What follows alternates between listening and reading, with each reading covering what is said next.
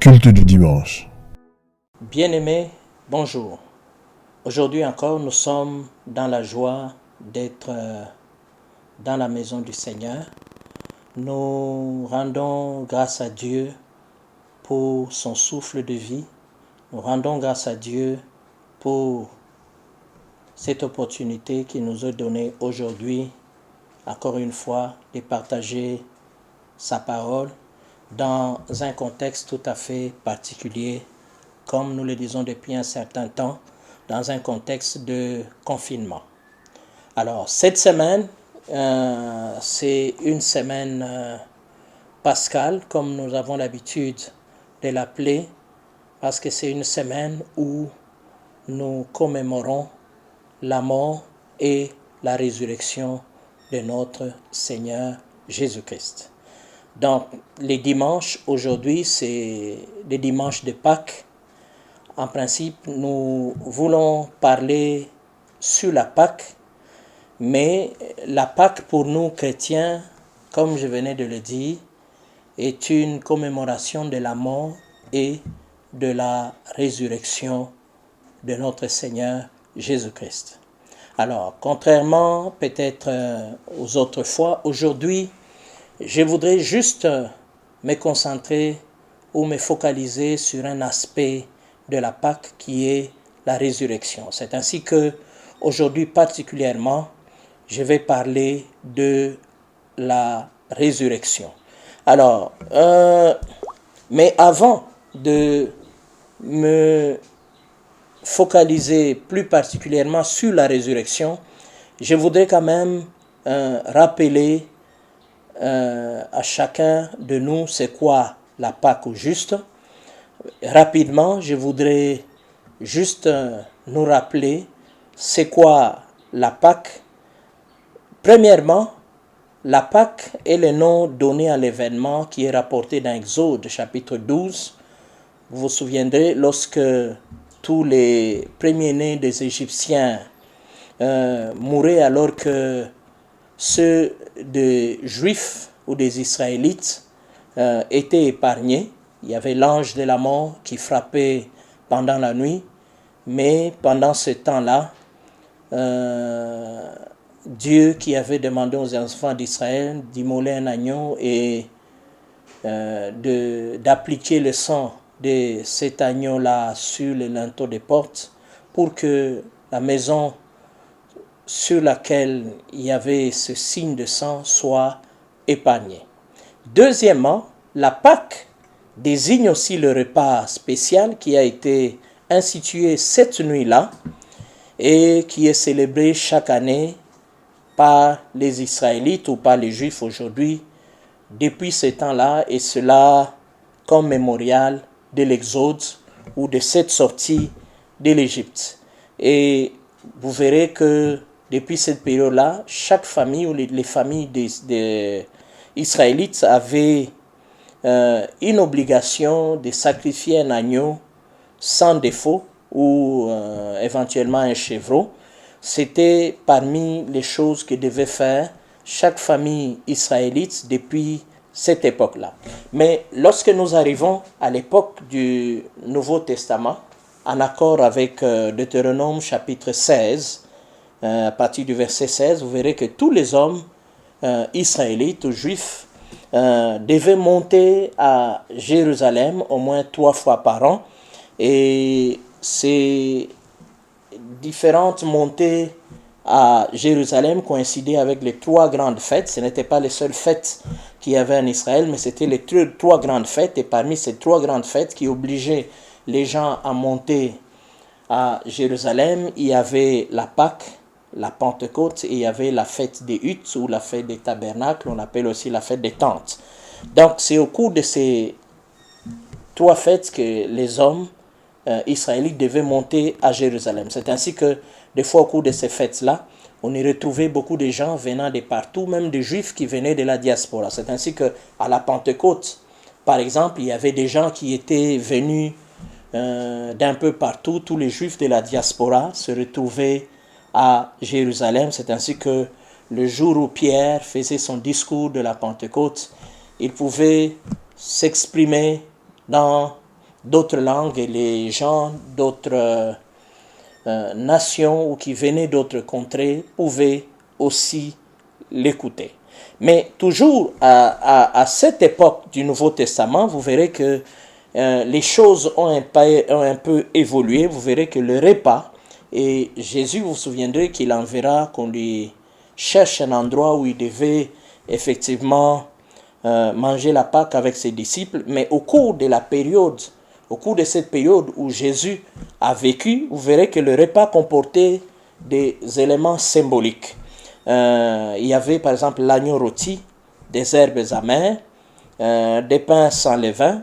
Il y avait 4 coupes de vin à des moments précis et en plus il y avait le lavage rituel de mains. Alors, souvent après la première coupe de vin, on racontait l'histoire de l'Exode, c'est-à-dire ce qu'on trouve dans Exode 2, comment Dieu avait préservé le peuple d'Israël et comment il les avait fait sortir de l'Égypte.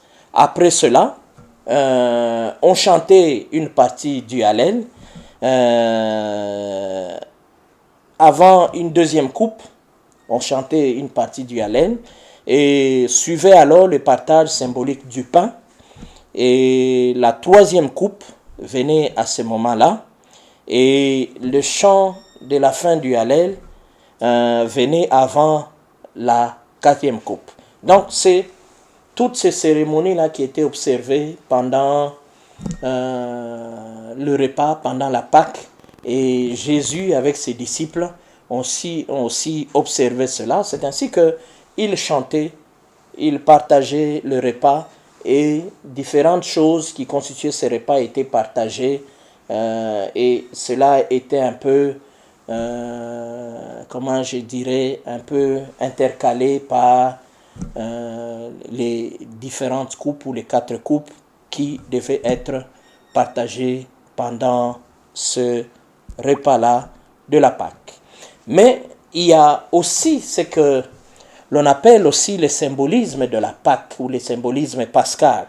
Alors, dans le symbolisme pascal, par exemple, que nous trouvons dans le Nouveau Testament, il y a Christ, par exemple, qui est appelé notre Pâque. Dans 1 Corinthiens 5, le verset 7, Christ, dans la Nouvelle Alliance, parce que jusqu'au moment où Christ devait monter à la croix lui-même pour mourir à la croix, toutes les autres cérémonies qui se faisaient ou la manière de célébrer la Pâque étaient faites conformément aux exigences de l'Ancienne Alliance, selon toutes les prescrits de Moïse et certaines évolutions qu'a connues cette cérémonie-là dans l'histoire d'Israël ou des Juifs. Mais à partir du moment où Christ est mort à la croix de Golgotha, vous verrez qu'il y a un autre symbolisme pascal qui a pris place dans le Nouveau Testament et cela nous concerne, nous particulièrement, enfants de Dieu ou chrétiens. C'est ainsi que dans ce symbolisme-là, vous trouverez par exemple que Christ est considéré comme étant notre Pâque. Dans 1 Corinthiens 5, verset 7 que je venais de citer, on dit « Christ, notre Pâque, a été immolé ». Alors, il y a aussi un autre symbolisme pascal qui s'applique toujours à Christ, c'est dans Jean 1, le verset 29, qui appelle Christ l'agneau de Dieu. Christ est appelé l'agneau de Dieu parallèlement ou en parallèle à cet agneau qui a été immolé pour délivrer les enfants d'Israël de l'Égypte. Nous aussi, Christ est mort pour nous comme cet agneau pascal pour nous délivrer du monde et nous amener dans le nouveau monde qui est le royaume de Dieu. Donc il est très important pour nous de comprendre cela. Mais aujourd'hui, mon but n'est pas de m'étendre principalement sur cet aspect de la Pâque, mais je voudrais m'étendre longuement sur la résurrection, parce que pour nous qui sommes chrétiens, quand nous évoquons la Pâque, nous ne voyons pas seulement l'aspect de la mort de Christ ou l'œuvre de la croix, mais nous voyons aussi sa résurrection. Ce sont ces deux événements qui, au fait, constituent effectivement la Pâque que nous célébrons aujourd'hui. Alors, c'est quoi la résurrection? En fait, la résurrection, je dois d'abord souligner que c'est un fait central de la foi chrétienne. C'est un fait très important de la foi chrétienne qui a pris place, qui a eu lieu de façon historique. La résurrection n'est pas une fiction, c'est pas des chimères que nous racontons. La résurrection est un fait historique qui a eu lieu dans un espace, qui a eu lieu dans un temps bien précis de l'histoire. Et cela, ça s'est passé en Israël, à Jérusalem particulièrement, parce que c'est là que Christ avait été pendu, c'est là qu'il est mort, et c'est dans cet espace qu'il est aussi ressuscité. Donc il y a plusieurs faits historiques, il y a plusieurs témoignages historiques. Nous n'en sommes pas là aujourd'hui, peut-être prochainement nous pouvons nous étendre sur des faits historiques qui attestent effectivement la résurrection de notre Seigneur Jésus-Christ. Alors, à partir de sa résurrection, c'est ainsi que même le jour de la célébration de la Pâque a été changé pour nous qui sommes chrétiens, parce que quand vous lisez les textes, vous verrez que les chefs religieux juifs faisaient tout pour que la mort de Jésus se produise avant le sabbat qui coïncide avec le samedi aujourd'hui. Ils devaient tout faire pour que notre Seigneur Jésus-Christ soit pendu avant le sabbat. C'était un jour du repos où rien ne devait être fait. Mais ils ont tout fait pour que le Seigneur Jésus-Christ soit pendu, soit mort, effectivement, à la croix avant le jour du sabbat, parce que c'était le jour, effectivement, du repos, c'était le jour qui était mis à part, c'était le jour où les enfants d'Israël célébraient les seigneurs, adoraient les seigneurs. C'était un jour qui était mis à part pour Dieu. Mais pour nous qui sommes chrétiens, étant donné que notre Seigneur Jésus-Christ est mort non seulement au courant de la semaine pascale, mais il est ressuscité. La Bible dit le premier jour de la semaine. Le premier jour de la semaine, ça coïncide avec les dimanches comme aujourd'hui. C'est le premier jour de la semaine, nous avons l'habitude de le dire, ce n'est pas lundi. Le premier jour de la semaine, c'est le dimanche, parce que Dieu avait créé 7 jours. Et le dernier jour, c'était le 7e jour, c'est le samedi, le jour du repos. C'est comme ça que le samedi était mis à part. Alors, mais pour nous qui sommes chrétiens, le jour que nous consacrons au Seigneur, c'est pour ça qu'on l'appelle aussi le jour du Seigneur. C'est devenu le dimanche à partir de la résurrection du Seigneur. Et c'est ainsi que depuis cette période-là, c'est ainsi que depuis le 1er siècle jusqu'à nos jours, les chrétiens ont commencé à célébrer les Seigneurs les dimanches. Les dimanches est devenu le jour du Seigneur, jusqu'à ce que les choses ont évolué. Certaines nations ont fini par adopter aussi les dimanches comme étant un jour du repos, un jour consacré au Seigneur. Mais vous verrez que dans certains pays musulmans, le jour du repos, ce n'est pas nécessairement les dimanches, ils ont leur jour de repos. Alors, aujourd'hui, c'est ainsi que, aujourd'hui, dimanche, nous célébrons le Seigneur. Nous l'appelons les dimanches de Pâques, c'est-à-dire les dimanches au cours duquel nous commémorons non seulement la mort, mais aussi et surtout la résurrection de notre Seigneur Jésus-Christ. Alors, la résurrection est quelque chose d'important pour nous, ou pour toute la chrétienté. Et aujourd'hui, j'aimerais vous donner juste 5 raisons ou 5 choses qui montrent que la résurrection est très importante pour nous qui sommes chrétiens, parce qu'aujourd'hui, nous célébrons la Pâque, la mort et la résurrection de notre Seigneur Jésus-Christ.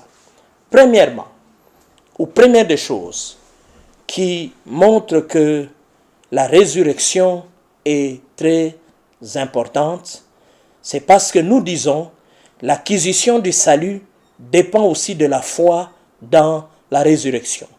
Je reprends, la résurrection est importante, premièrement, parce que l'acquisition du salut dépend aussi de la foi dans la résurrection.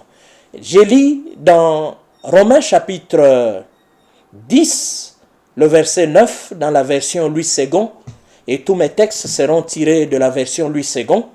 La Bible dit ceci: « Si tu confesses de ta bouche le Seigneur Jésus, et si tu crois dans ton cœur que Dieu l'a ressuscité des morts, tu seras sauvé. Car c'est en croyant du cœur qu'on parvient à la justice, et c'est en confessant de la bouche qu'on parvient au salut, selon qu'il est écrit. » Je reprends. Si tu confesses de ta bouche le Seigneur Jésus, et si tu crois dans ton cœur que Dieu l'a ressuscité de mort, la Bible dit, tu seras sauvé. Et la Bible ajoute, c'est en croyant du cœur qu'on parvient à la justice, et c'est en confessant de la bouche qu'on parvient au salut, selon ce que dit l'Écriture. Vous verrez que dans ce texte, l'apôtre Paul met l'accent effectivement sur l'importance de la résurrection. Il est question du salut dans ce texte. L'apôtre Paul nous montre que sans la foi, effectivement, dans la mort ou dans l'œuvre de la croix, il est difficile de parvenir au salut ou d'avoir le salut. Mais vous verrez que dans ce texte, l'apôtre Paul ne parle pas seulement de la mort, mais il parle aussi de la résurrection. Ça veut dire, lorsqu'on veut recevoir le salut, il ne faut pas croire seulement dans la mort, parce qu'il y en a plusieurs qui se sont proclamés comme étant des sauveurs dans l'histoire de l'humanité, qui sont morts, mais qui ne sont pas ressuscités. La particularité avec notre Seigneur, et c'est parmi les signes par lesquels on allait reconnaître le Messie, parmi les choses qui allaient se produire dans la vie du Messie, la Bible dit que il devait ressusciter, et notre Seigneur Jésus-Christ, non seulement il est mort pour nos péchés, mais la Bible dit, comme l'agneau pascal, mais la Bible dit qu'il est aussi ressuscité. Contrairement à cet agneau pascal qui devait être immolé chaque année, notre Seigneur Jésus-Christ a été immolé une fois pour toutes, et la Bible dit qu'il est ressuscité. Donc, c'est pour ça que nous disons, la résurrection dans ce texte est un élément capital, est un fait capital dans lequel nous devons croire pour avoir le salut. Tu ne peux pas nier la résurrection et penser que tu auras le salut. Tu ne peux pas ne pas croire dans la résurrection et espérer avoir le salut que nous avons auprès de notre Dieu. Il est impossible. Pour avoir le salut que Jésus apporte, il est très important effectivement de croire, non seulement dans sa mort, mais il faut croire aussi dans sa résurrection. C'est pour ça que nous disons, l'acquisition du salut dépend aussi, nous disons aussi de la foi dans la résurrection. Je reprends, l'acquisition du salut dépend aussi de la foi dans la résurrection. Deuxième chose qui montre l'importance de la résurrection, nous disons, la résurrection est une preuve que le sacrifice de Christ a été accepté. Nous allons lire un texte de Romains chapitre 1, le verset 4, qui dit ceci, l'apôtre Paul dit, « Et déclaré fils de Dieu avec puissance, selon l'esprit de sainteté, par sa résurrection d'entre les morts, Jésus-Christ, notre Seigneur. » Je reprends. « Et déclaré fils de Dieu avec puissance, selon l'esprit de sainteté, par sa résurrection d'entre les morts, Jésus-Christ, notre Seigneur. » Vous verrez que dans ce texte de l'apôtre Paul établit d'abord, premièrement, le fait que la résurrection est premièrement une preuve de la filiation divine de Jésus-Christ, tout simplement à cause de la démonstration de sa capacité à triompher la mort. Ça, c'est l'une des choses qui démontre la filiation du Christ à Dieu, son affiliation divine, parce que seul Dieu, effectivement, possède ce pouvoir de triompher la mort. Alors, si Christ n'était pas Dieu, si Christ n'avait pas de filiation divine, il ne pouvait pas triompher de la mort. Alors, comme il a triomphé de la mort, la Bible dit, ceci prouve effectivement sa filiation avec Dieu. Dans ce texte, l'apôtre Paul n'établit pas seulement les liens qui entre la résurrection et la filiation de Christ, mais vous verrez que dans ce texte, en même temps, l'apôtre Paul, deuxièmement, nous fait comprendre que la même résurrection est une preuve aussi que le sacrifice de Jésus, qui est le Christ, a été effectivement accepté par le Père. Parce que si le sacrifice de Christ n'était pas accepté par le Père, Jésus-Christ n'allait pas être ressuscité. Comme il a été ressuscité, cela veut dire aussi que son sacrifice, la raison pour laquelle il est mort, c'est une raison qui a été acceptée. Son sacrifice, au fait, en d'autres termes, théologiquement, nous disons ceci, son sacrifice, pour qu'il soit accepté, il devait satisfaire à la fois, non seulement, il devait satisfaire à la justice de Dieu, parce que la justice de Dieu, effectivement, réclamait que le péché soit puni, réclamait à ce que les pécheurs ne restent pas sans être punis. C'est pour ça que, effectivement, la justice de Dieu réclamait à ce que les pécheurs, effectivement, puissent être punis. C'est pour ça qu'il fallait que quelqu'un monte à la croix à la place de ces pécheurs-là. C'est pour ça que Jésus-Christ a accepté de se dépouiller. Comme il est dit dans l'épître aux Hébreux, il dit, Dieu a posé la question qui ira pour nous. Jésus-Christ a dit, me voici. Et un corps lui a été formé et il est venu. Et il s'est offert en sacrifice pour nous. Donc c'était pour venir répondre aux exigences de la justice de Dieu. Mais de l'autre côté aussi, l'amour de Dieu voulait que, effectivement, que les pécheurs ne soient pas, effectivement, punis, ne soient pas décimés. Il voulait que les pécheurs puissent, effectivement, recevoir la miséricorde de Dieu, puissent être sauvés. C'est pour ça que le sacrifice de Christ, non seulement, il répondait non seulement à la justice de Dieu, mais le sacrifice de Christ répondait en même temps aux exigences de l'amour de Dieu. C'est ainsi que lorsque Christ est mort, pour qu'il ressuscite, il fallait que le Père, parce que le sacrifice, Jésus, ne sait pas, le sacrifice de Christ n'a pas été offert à Satan, comme certains ont prétendu. Non, ce n'est pas à Satan que le sacrifice a été offert. Le sacrifice de Christ devait satisfaire Dieu et devait répondre aux exigences de la sainteté, devait répondre aux exigences de la justice de Dieu. C'est comme ça que, effectivement, Christ ayant son sacrifice, ayant satisfait non seulement la sainteté, non seulement à la justice, non seulement ayant répondu aussi à l'amour de Dieu, c'est ainsi que ce sacrifice, effectivement, a répondu aux besoins de Dieu et ce sacrifice, effectivement, a été agréé par Dieu. Et étant agréé, Jésus-Christ a retrouvé encore sa vie. Jésus-Christ est ressuscité. Ainsi, c'était une manière, au fait, de prouver que Dieu avait accepté. Parce que si Dieu n'avait pas accepté ce sacrifice, Jésus-Christ ne serait pas ressuscité. Il serait resté dans la tombe comme tous ceux qui se sont nommés, qui se sont réclamés comme étant des grands prophètes, des grands sauveurs dans l'histoire de l'humanité. C'est pour ça que nous disons que la résurrection de Christ est importante parce qu'elle est une preuve que le sacrifice de notre Seigneur ou de ce dernier a été accepté par notre Seigneur Jésus-Christ. Troisième raison pour laquelle le sacrifice ou la résurrection plutôt est très importante pour nous, nous disons la résurrection nous place dans une meilleure position spirituelle, entre parenthèses, que le non-chrétien. La résurrection nous place dans une meilleure position spirituelle, entre parenthèses, que le non-chrétien. Et nous le voyons dans 1 Corinthiens chapitre 15, le verset 17. La Bible dit ceci. Et si Christ n'est pas ressuscité, votre foi est vaine. Vous êtes encore dans vos péchés. Et ceux qui sont morts en Christ sont perdus. Je reprends. Et si Christ n'est pas ressuscité, votre foi est vaine. Vous êtes encore dans vos péchés. et ceux qui sont morts en Christ sont perdus.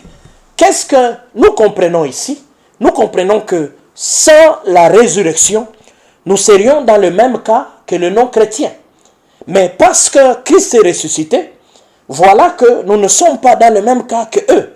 Si Christ n'était pas ressuscité, effectivement, comme dit l'apôtre Paul, même notre foi serait vaine. C'est-à-dire que tout ce que nous sommes en train de faire, tout ce que nous sommes en train de proclamer à longueur de journée ne servirait à rien. Mais nous serions considérés comme des non-chrétiens, comme tous les païens, tous ceux qui n'ont pas accepté Christ comme Seigneur et Sauveur. Mais par le fait que Christ est ressuscité et que nous avons cru en lui, cela fait qu'automatiquement, nous ne sommes pas dans le même cas que ceux qui ne l'ont pas accepté comme Seigneur et Sauveur. Nous sommes dans une position spirituelle différente de nos chrétiens. Si Christ n'est pas ressuscité, en fait, cela voudrait dire aussi que le péché l'avait emporté sur lui. Amen, amen. Cela veut dire que jusqu'aujourd'hui, en fait, le péché continue ou continuerait à avoir la victoire sur tous les hommes. C'est-à-dire que nous qui proclamions ou qui proclamons être des enfants de Dieu, nous sommes des morts spirituels ou nous sommes morts spirituellement. Ça veut dire que tout ce que nous sommes en train de proclamer est faux.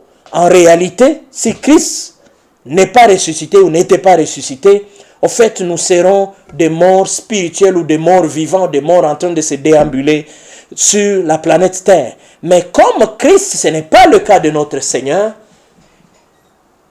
c'est ce qui fait que notre cas est différent. Spirituellement, nous sommes dans une position meilleure que ceux qui n'ont pas accepté Christ comme Seigneur et Sauveur. C'est-à-dire, au lieu d'être considérés comme des morts spirituels, mais spirituellement, nous sommes vivants et nous avons la vie de Dieu en nous. Ceux qui ne l'ont pas accepté comme Seigneur et Sauveur n'ont pas la vie de Dieu et ils sont considérés comme étant morts spirituellement. Quand bien même ils marchent, quand bien même ils font tout ce qu'ils peuvent faire, quand bien même ils vont à l'école, quand bien même ils vont au travail, quand bien même ils se marient, quand bien même ils font des affaires, quand bien même ils sont confinés ensemble avec nous. Mais notre cas n'est pas le même. Même dans le confinement, nous n'avons pas la même position spirituelle. Si nous mourons aujourd'hui, nous avons la vie de Dieu, nous allons auprès de notre Seigneur, mais eux, s'ils meurent, leur avenir éternel est hypothétique. La Bible est claire là-dessus. Ils n'iront pas auprès de notre Seigneur, mais ce sont les tourments qui les attendent après leur mort physique.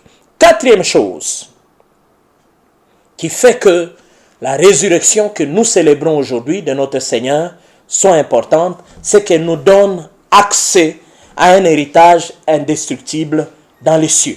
Elle nous donne accès à un héritage indestructible dans les cieux. 1 Pierre 1, le verset 3 dit ceci, je lis. Loué soit Dieu, le Père de notre Seigneur Jésus-Christ.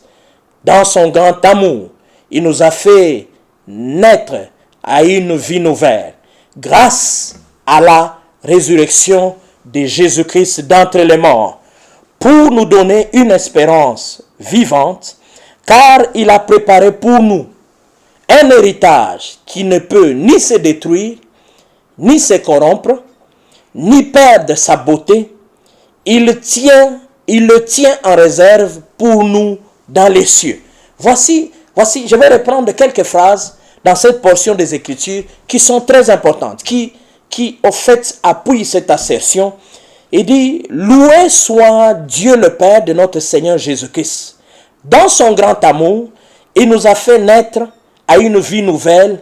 Et la Bible ajoute en disant, grâce à la résurrection de Jésus-Christ d'entre les morts. C'est grâce à la résurrection de notre Seigneur Jésus-Christ que nous participons, nous avons la grâce d'avoir une nouvelle vie. Mais la Bible ne s'arrête pas. Et la Bible, non seulement nous avons une nouvelle vie, mais la Bible dit, cela où la résurrection nous donne aussi accès à un héritage qu'il a préparé pour nous. Et cet héritage-là existe, car il dit, car il a préparé pour nous un héritage qui ne peut ni se détruire, ni se corrompre, ni perdre sa beauté.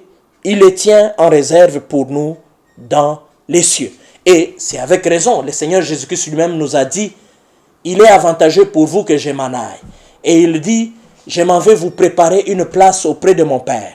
Il y a un héritage. Certes, il y a des choses que nous héritons de Dieu étant ici sur la terre, mais il y a d'autres choses qui nous attendent dans les cieux. Et ces versets ou cette portion des Écritures affirme qu'il y a un héritage que Dieu a pour nous dans les cieux. La Bible ne donne pas de détails, mais une chose est certaine, lorsque nous lisons les livres d'Apocalypse, nous voyons certaines choses qui nous attendent dans les cieux. Mais il y a beaucoup d'autres choses sur lesquelles la Bible n'a pas donné de détails.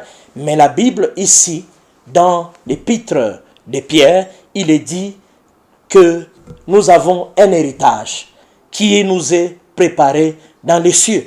Donc, nous n'avons pas seulement cette vie ici sur terre, mais il y a une autre vie qui nous attend aussi dans les cieux. Même si peut-être tes parents ne te laissent aucun héritage ici sur la terre, mais notre Seigneur, c'est lui qui est mort et qui est ressuscité, et c'est lui qui a fait qu'un héritage nous soit préparé dans les cieux. Et nous qui croyons dans sa résurrection, nous qui croyons dans sa mort et dans sa résurrection, nous avons droit à cet héritage qui nous est préparé dans les cieux par notre Père. C'est pour ça que je dis, mes frères, nous devons tout faire pour aller au ciel, parce qu'il y a un héritage qui nous attend, il y a un héritage qui attend chacun de nous, il y a un héritage qui attend que ce soit le pauvre, que ce soit les riches, il y a un autre héritage qui nous attend dans les cieux. Donc chacun de nous doit faire tout ce qui est en son pouvoir pour que le jour où le Seigneur nous appelle, ou le jour où le Seigneur Jésus-Christ rentre chercher l'Église, que nous soyons réellement enlevés avec lui. Cinquième chose qui fait que la résurrection est très importante pour moi et pour vous aussi et pour tous les chrétiens. Et c'est par cette cinquième chose que nous allons terminer aujourd'hui, c'est que la résurrection est une preuve que Jésus est véridique. La résurrection est une preuve que Jésus est une personne véridique. Il y a beaucoup de gens, beaucoup de prophètes qui ont annoncé beaucoup de choses ici sur la terre qui ne se sont pas réalisées. Mais Jésus-Christ, vous verrez qu'il a annoncé certaines choses et ces choses se sont accomplies. Et parmi les choses que Christ a annoncées d'avance, il y a aussi sa résurrection. Il a annoncé en avance et la Bible dit ceci. Dans Matthieu 12, le verset 38, il est dit ceci. Alors, quelques-uns des scribes et des pharisiens prirent la parole et dirent, « Maître, nous voulions te voir faire un miracle. » Il leur répondit, « Une génération méchante et adultère demande un miracle. Il ne lui sera donné d'autre miracle que celui du prophète Jonas. Car, de même que Jonas fut 3 jours et 3 nuits dans le ventre du grand poisson, de même le Fils de l'homme sera 3 jours et 3 nuits dans le sein de la terre. » En dehors de ce texte de Matthieu, il y a un autre texte dans Marc chapitre 8, le verset 31. Marc chapitre 8, le verset 31, il est dit ceci. Il commença alors à leur apprendre qu'il fallait que le Fils de l'homme souffre beaucoup, qu'il soit rejeté par les anciens, par les principaux sacrificateurs et par les scribes, qu'il soit mis à mort et qu'il ressuscite 3 jours après. Il disait ces paroles ouvertement. Et Pierre les prit à part et s'est mis à lui faire des reproches. Lorsque nous lisons ces textes, ces 2 textes de Matthieu et de Marc, nous voyons que Jésus-Christ a annoncé en avance sa résurrection. Il se sert de sa résurrection comme un test de vérité. Ça, c'est une chose unique, une chose qui est propre au christianisme. Vous ne trouverez nulle part un prophète ou le fondateur d'une religion s'est servi d'une pareille chose comme test de vérité.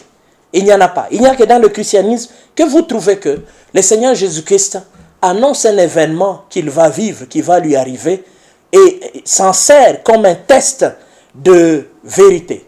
vous verrez que dans ce texte, il prédit sa résurrection. Donc nous pouvons dire qu'il prophétise même sa résurrection. Et vous verrez que Jésus a prouvé par la suite, lorsque effectivement la résurrection, lorsque effectivement il meurt et 3 jours après il ressuscite, vous verrez que Jésus, par sa résurrection, a prouvé qu'il n'était pas un charlatan. Parce qu'il y a plusieurs charlatans qui annoncent des choses et qui ne s'accomplissent pas, qui n'arrivent pas. Jésus a annoncé sa résurrection et la chose est arrivée. Donc nous pouvons déjà conclure que Jésus n'est pas un charlatan. Au contraire, il est un vrai prophète. Jésus est quelqu'un qui dit une chose et la chose s'accomplit. Jésus est une personne véridique. Jésus est quelqu'un qui dit des choses vraies. Donc, il a dit qu'il allait ressusciter et il est réellement ressuscité. Donc, cela veut dire que si Jésus est une personne véridique, il mérite qu'on le suive. Si Jésus est une personne véridique, il mérite qu'on lui fasse confiance. Si Jésus est une personne véridique, il mérite qu'on l'obéisse. Si Jésus est une personne véridique, il mérite qu'on lui soit fidèle. Donc, c'est pour ça, mes frères, malgré le confinement, malgré ce qui se passe, retenons que Jésus, au travers de sa résurrection, nous a prouvé que c'était une personne véridique. Tout ce qu'il a dit, il accomplira. S'il a dit que pendant des moments difficiles, ou quand nous serons, que 1000 tombent à gauche, que 10 000 tombent à droite, nous ne serons pas atteints, Jésus est une personne véridique. Cela se fera tel qu'il a dit. Jésus, s'il a dit, suivez-moi, suivons-le. S'il a dit, obéissez, restez fidèles, observez tout ce que je vous dis. Observons-le parce que c'est dans notre intérêt. Tout ce qu'il a dit, il le fera. Donc, mes frères, nous avons intérêt à suivre ce que Jésus a dit. Nous avons intérêt à observer ce que Jésus nous recommande que de suivre ce que les hommes sont en train de dire pendant ce temps. Parce qu'il y a beaucoup de choses qui se disent pendant ce temps, mais beaucoup n'ont pas fait leurs preuves. Même certains statisticiens qui ont fait certaines projections, aujourd'hui, ils ont été pris au dépourvu. Mais Jésus, aucun événement ne le prendra au dépourvu. Tout ce qu'il a dit se fera. Même l'enlèvement se fera. La fin du monde arrivera. C'est pour ça que c'est encore une fois une raison. La résurrection est une raison pour que nous puissions le prendre au sérieux. Notre Dieu, nous devons le prendre au sérieux. Ce qu'il dit, il le fait. Il a proclamé, il a prédit la résurrection et la résurrection s'est faite. Donc prenons-le au sérieux. Ne prenez pas Dieu pour un charlatan. Dieu sait qu'il dit, il accomplit. Tout ce qu'il a dit aussi dans ta vie, malgré tout ce qui est en train de se passer, même si 10 000 personnes meurent à côté de toi, ça se fera. Tu ne mourras pas tant que les promesses de Dieu ne se sont pas encore accomplies dans ta vie. Nous disons merci au Seigneur. Nous lui rendons grâce pour cette parole.